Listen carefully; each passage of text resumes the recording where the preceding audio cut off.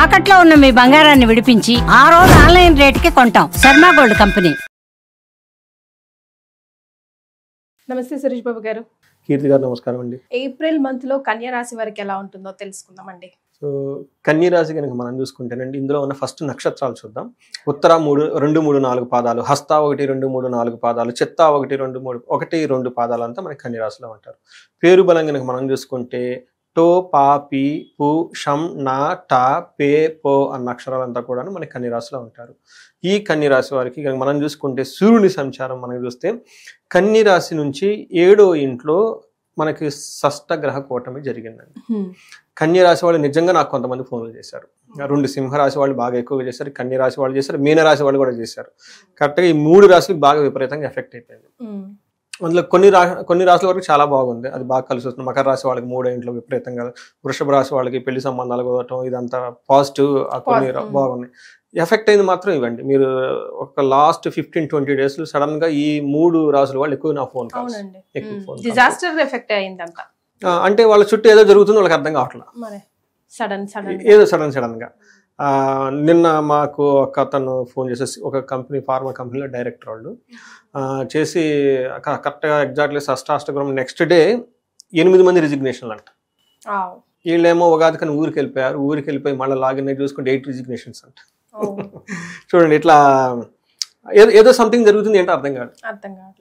8 resignations అంటే serious కదండి. ఒక కంపెనీకి సడన్ గా వాళ్ళు ఏదో పండగ ఊరికి వెళ్ళిపోయారు. ఆ ఊరికి అయిపోయిన తర్వాత వచ్చిన తర్వాత చూసుకుంటే 8 రిజిగ్నేషన్స్ పడిపోయినాయి. ఏంటి అర్థం కావట్లేదు, ఎలా ఉంది ఏంటి. సింహరాశి వాళ్ళకి సింహరాశి వాళ్ళకి బాగా ఎఫెక్ట్, ఎందుకంటే 8th హౌస్ 6 ఉన్నాయి అన్నమాట. సో మళ్ళీ ఎప్పుడుకి వాళ్ళ చాలా ప్లానెడ్గా ఉండే వ్యక్తి వాళ్ళ కొడుకు విషయంలో అడ్మిషన్స్ ఏదో సమ్ డిస్టర్బెన్స్ అయిపోయింది. దాంతో ఓపెన్ చేసి వస్తే 8 రిజిగ్నేషన్లు, ఎక్కడ తేడా ఉందని చెప్పేసి నాకంటే ఫోన్ చేశారు. సో ఇందులో కన్యా రాశి వాళ్ళకు కూడాను అన్ఎక్స్పెక్టెడ్గా సంథింగ్ వాళ్ళ చుట్టూ జరుగుతుంది, అదేంటో వాళ్ళకి అర్థం కాదు, క్లారిటీ లేదు, కంట్రోల్ ఉండదు. ఇలాంటి జరుగుతూ ఉంటే షష్టాష్టగ్రహం ఒకటి, అందులో ఎఫెక్ట్ అయిన వాళ్ళు కూడా వీళ్ళండి. అందులోనూ పండగ రోజున ఈ 9 గ్రహాలు యొక్క ప్రభావం ఈ రాశి మీద చాలా ఉంది కన్యా రాశి వాళ్ళకి. మనకి స్లోగా ఇది ఏప్రిల్ 14వ తారీఖు నుంచి 1 by 1 ఆ ప్రాబ్లమ్స్ నుంచి బయటకు వచ్చేస్తూ ఉంటారు. ఇందులో మనకి సూర్య సంచారం ఏప్రిల్ 14 నుంచి మేషరాశిలోకి వెళ్ళిపోతున్నారు. షష్టాష్ట గృహంలోంచి ఒకటి ఆల్రెడీ చంద్రుడు వెళ్ళిపోయారు, దీని కూడా బయటకు వచ్చేస్తూ ఉంటారు, స్టార్ట్ అయిపోయిందండి. తర్వాత బుధ, శుక్ర, కుజుడు వచ్చేటప్పటికి వీళ్ళకి కర్కాటక రాశిలో, శుక్రుడు మీనరాశిలో, బుధుడు కూడా మీనరాశిలో ఉన్నారండి. ఇంకా వాటి యొక్క ఇంపాక్ట్ ఈ గ్రహం వాళ్ళకి ఉంటుందన్నమాట. మనం సూక్ష్మ గోచరం, లఘు గోచరం అనే కాన్సెప్ట్ మనకి జ్యోతిష శాస్త్రంలో మహర్షులు ఇచ్చారండి. దీని ప్రకారం వెరీ బ్రీఫ్గా సింపుల్గా మనకి ఎలా ఉందో తెలుసుకోవచ్చు. సూర్యుడి వల్ల పీడం అంటే పీడించబడే సిచ్యువేషన్స్ ఎక్కువగా ఉంటాయి. వాళ్ళకి కుజుడు వల్ల భూలాభం, ధనం కొనే అవకాశం ఎక్కువగా ఉంటుంది. తర్వాత బుధుని వల్ల ఏమవుతుందంటే అప్పటిదాకా వీళ్ళకి ఏదైనా కనుక వీళ్ళని వ్యతిరేకిస్తున్న వాళ్ళు వీళ్ళకి అనుగుణంగా మాట్లాడే వాళ్ళు ఎక్కువగా ఉంటుంది. శుక్రుని వల్ల ఏమవుతుందంటే young women or young man నుంచి వీళ్ళకి ఇబ్బందులు పడే అవకాశం ఎక్కువగా ఉంటుందండి. స్త్రీలు అనుకోండి, వాళ్ళ చుట్టూ ఉన్న సర్కిల్ ఎవరన్నా యంగ్గా ఉన్న ఒక బాయ్ కానీ ఏదైనా ఉంటే వీళ్ళకి ఇబ్బంది పడే అవకాశం ఎక్కువగా ఉంటుంది. జెంట్స్ అయితేనేమో లేడీస్ ద్వారా, అది వాళ్ళ ఫ్యామిలీ మెంబర్స్ కావచ్చు, ఇంకొకళ్ళు ఎవరైనా కావచ్చు అండి, మనం అలా ఏమనుకోలేదు. బట్ టోటల్గా ఈలో జరిగే అవకాశం ఎక్కువగా ఇబ్బంది ఉంటుంది అనమాట. మనం చూసుకుంటే ఈ యొక్క గ్రహస్థితి కనుక మనం చూసుకుంటే వీళ్ళకి ఎలా ఉండబోతుంది అంటే 8th హౌస్లో సూర్యుడు ఉండటం వల్ల ఏమవుతుందంటే ఈ తీవ్రత 14వ తారీఖు నుంచి 24వ తారీఖు వాళ్ళు కేర్ఫుల్గా ఉండాలి. ఏం జరుగుతుంది ఆ టైంలో అంటే వీళ్ళకి ధనం కోల్పోతామే అన్న ఒక భయం ఉంటుందండి. వీళ్ళకి ధనం విషయంలో కేర్ఫుల్గా ఉండాలి. ఇది కాకుండా 8th హౌస్లో సూర్యుడు ఉండటం వల్ల మన మహర్షులు ఏం చెప్తారంటే దుర్దోష శత్రు సంవాదో గమనాగమన గద దుఃఖ వార్తా శృతం చైవ అష్టమస్తే రవి అని చెప్తారు. 8వ ఇంట్లో రవి ఉంటే ఏమవుతుందంటేనండి దుర్దోష అంటే ఏమవుతుందంటే ఉద్దేశం అంటే చెడ్డ పనులు చేయాలని ఉద్దేశం ఉంటుందంటే మైండ్ అంత క్లీన్గా ఉండదు, ఏదో ఒకటి చేసేద్దాం, అది చేద్దాం, ఇది చేద్దాం అనే ఆలోచన ఎక్కువగా ఉంటుంది. శత్రు సంవాదో శత్రువులతో పోయి వీళ్ళే గొడవ పెట్టుకుంటారు. కయానికి కాలు దువ్వడం, శత్రువుకి మనం దూరంగా ఉండాలి. వీళ్ళకి ఏదో ఒక ఉత్సాహం వచ్చేస్తుంది తెలవకుండా ఓవర్ నైట్. అప్పుడు ఒక ప్లాన్ చేసుకుంటారు, వీళ్ళు నన్ను ఇబ్బంది పెట్టకదని చేద్దామన్న ఆలోచనలు వచ్చేస్తాయి. దుర్దోషం, శత్రువుని వదిలేదు అనమాట. చెట్టుని మంచి వాళ్ళ దగ్గరకు పోవచ్చు కదా, ఈ టైం పోయి వీళ్ళు శత్రువుల దగ్గర వీళ్ళే పోయి గొడవ పెట్టుకుంటారు. అందుకని గమన వ్యధ ఏమైనా కనుక ఎక్కడైనా వాళ్ళు మన వర్క్ తిరుగుతూ ఉంటే ఎక్కడికైనా వెళ్ళినా కానీ అందులో ఉపయోగం లేకుండా తిరుగుతారు వీళ్ళు. అంతేకాకుండా దుఃఖ వార్త శృతం చైవ, వీళ్ళకి దుఃఖం కలిగించే వార్త అయిన అవకాశం ఎక్కువగా ఉంటుంది కాబట్టి కొంచెం జాగ్రత్తగా ఉండాలన్నమాట. బట్ ధనం గురించి బాధపడుతూ ఉంటారు.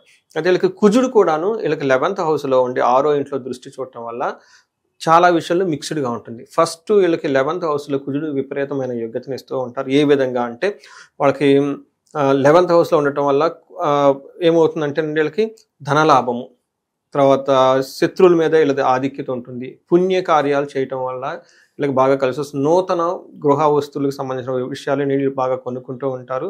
తర్వాత 2వ ఇంట్లో వీళ్ళకి దృష్టి ఉండటం వల్ల దుర్మార్గుల సహవాసం, ఈ విషయంలో చాలా కేర్ఫుల్గా ఉండాలి. నాకు చాలా మంది ఫోన్ చేశారు, ఏమంటే మీ వీడియో చూసామండి, మీరు కరెక్ట్గా చెప్పారండి, మాకు ఉందని వదులుకోలేకపోతున్నాండి, ఏం చేయాలి? దానికి మళ్ళీ రెమెడీ అవి అంటే పాపం చాలా ఇన్నోసెంట్కి కాల్ చేస్తుంటారు, ఏమంటే మీరు చెప్పారండి ఇది కరెక్ట్గా నాకు జరుగుతుందండి, నాకు తెలుసు ఇది రాంగ్ అని, మరి అలా పరిష్కారం ఏంటి? మరి అన్నీ అంత ఈజీగా వదిలేసుకోలేము సురేష్ గారు. ఎనీవే మనకు తెలిసినా కూడా we can't leave it so easily. అదే కదా మాయ అంటే. ఎప్పటి నుంచో ఉన్నానండి, ఇది నాకు తెలుసు, నేను ఏదో చేస్తున్నానని, కానీ నేను చేయలేకపోతున్నానండి, దీనికి ఏమైనా ఉందా పరిష్కారం? సో తర్వాత నేను ఫోన్ కాల్ అవన్నీ చెప్తూ ఉంటాను.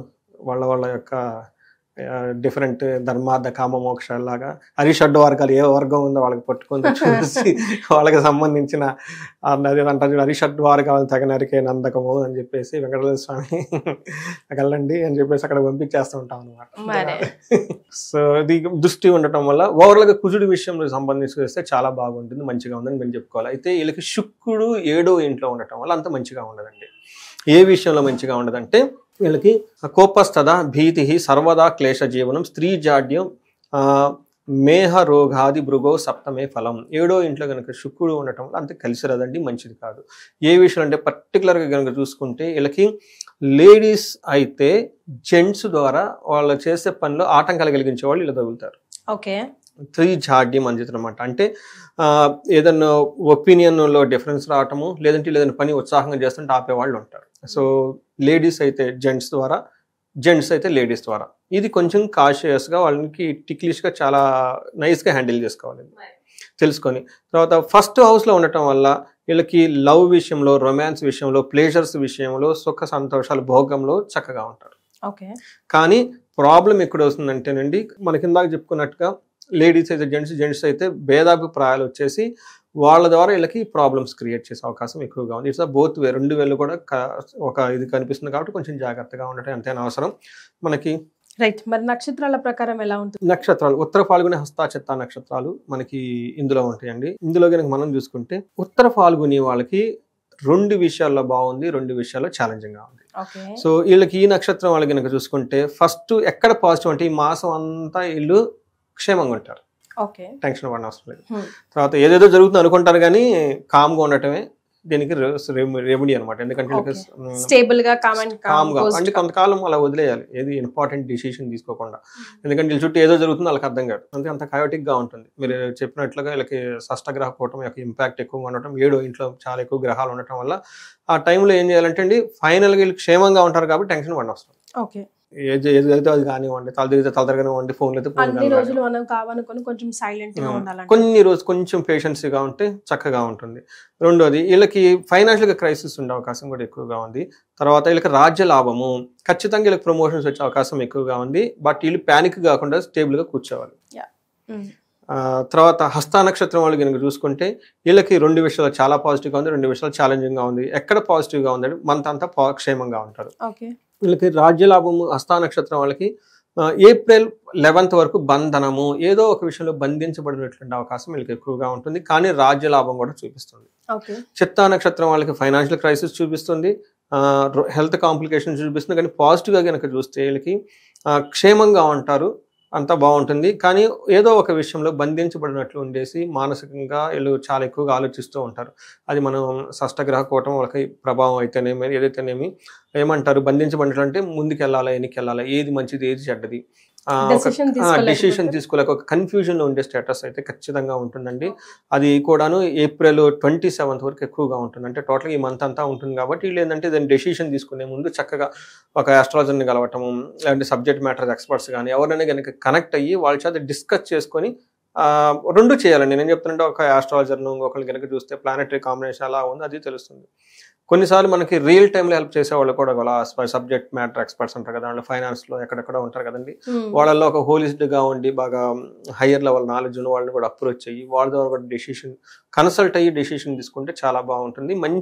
మంచి నిర్ణయం వస్తుందండి. యాక్చువల్గా ఇది నేను పాయింట్అవుట్ చేసినప్పుడు ఇలా నాకు కాల్స్ వస్తుంటాయండి, మీరు మంచి డెసిషన్ మాకు చక్కగా ఇచ్చారండి, మేము రియల్గా కన్ఫ్యూజన్ స్టేట్లో ఉన్నామండి, మంచి సలహా ఇచ్చారని చెప్తూ ఉంటారు అనమాట. ఇవన్నీ మనకి రెమెడీస్ అంటే మన రియల్ టైంలో వెరీ ప్రాక్టికల్గా ఉండే రెమెడీస్ అని మనం చెప్పుకోవాలండి. తర్వాత ఇవి కాకుండా ఉత్తర ఫాల్గుని నక్షత్రం వాళ్ళకి ఏప్రిల్ 14 తర్వాత గాయాలు అయ్యే అవకాశం ఎక్కువగా ఉంది, కేర్ఫుల్గా ఉండాలి ఉత్తర ఫాల్గుని వాళ్ళకి మాత్రమే. తర్వాత వీళ్ళకి పునర్వసు వైనాశిక నక్షత్రంలో కుజుడు ఉండటం వల్ల అనుకున్న పనుల్లో ఏమవుతుందంటేనండి టూ మచ్ కంట్రోలింగ్ చేసే సిచ్యువేషన్ వస్తుంది అనమాట. అంటే వీళ్ళని వేరే వాళ్ళు బాగా కంట్రోల్ చేసి ఇబ్బంది పెట్టే సిచ్యువేషన్ ఎక్కువగా ఉంది కాబట్టి కొంచెం జాగ్రత్తగా ఉంటే సరిపోతుంది.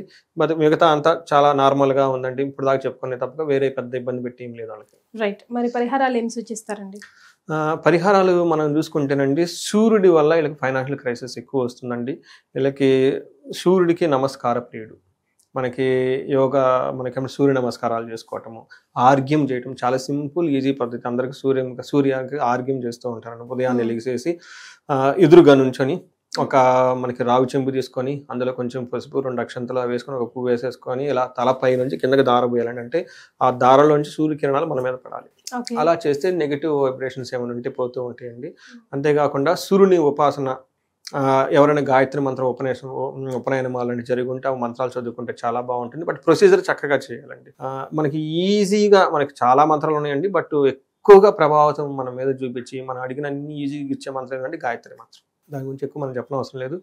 ఈ గాయత్రి మంత్రం ఉపాసన సూర్యుడికి సంబంధించింది కాబట్టి అండి ఆల్రెడీ కొంతమందికి వాళ్ళ కులంలోనో వాళ్ళ దాంట్లో ఈ ఆచారం ఉంటుంది, ఉపనయనం చేసుకోవటం గాయత్రి మంత్రం ఇలా చేసుకుంటే చాలా బాగుంటుంది. పెద్దవాళ్ళు ఎవరైనా కనుక ఉంటే ఇంట్లో చక్కగా హెల్త్ బాగలేనక టైంలో కనుక ఎవరైనా ఉంటే శుక్రుని వల్ల కూడా హెల్త్ లేదు కాబట్టి వాళ్ళకి అగ్నిహోత్రం చేయగలిగితే చాలా బాగుంటుందండి. ఇంట్లో రిపీటెడ్గా నెగిటివ్ ఏదైనా ఇన్సిడెంట్స్లు జరుగుతూ ఉంటుంది, విషాదంగా ఉంటుంది, ఒకళ్ళొకళ్ళు ఊరు ఖర్చుకుంటూ ఉంటారు, ఏమీ రీజన్ ఉండదు అరుచుకుంటుంటారు. అదేంటికో తెలియదు వాళ్ళకి కూడా పాపం తెలియదు రీజను, కానీ అరుచుకుంటూ ఉంటారు. అలా అని ప్రేమాభిమానాలు అంటే ఉంటాయి. అందుకని ఇలాంటి వాళ్ళు ఒక వరుసకు ఒక 40 days అగ్నిహోత్రం కనుక ఇంట్లో చేయగలిగితే అది సూర్యుడి వల్ల ఉన్న దోషం పోతుంది, ప్లస్ ఇంటి కూడా బాగా ప్యూరిఫై అయిపోతుందండి, పాజిటివ్ ఎనర్జీ ఉంటుందండి ఇంట్లో. రైట్. సో మొత్తం మీద కన్యా రాశి వారికి బాగానే ఉంది, అంతగా భయపడాల్సిన అవసరం లేదు. కొంచెం హెల్త్ విషయంలోనే ఆఫీస్ విషయంలో జాగ్రత్తగా ఉండాలి. కరెక్ట్ అండి. చాలా సంతోషం అండి. ధన్యవాదాలు. ధన్యవాదాలు.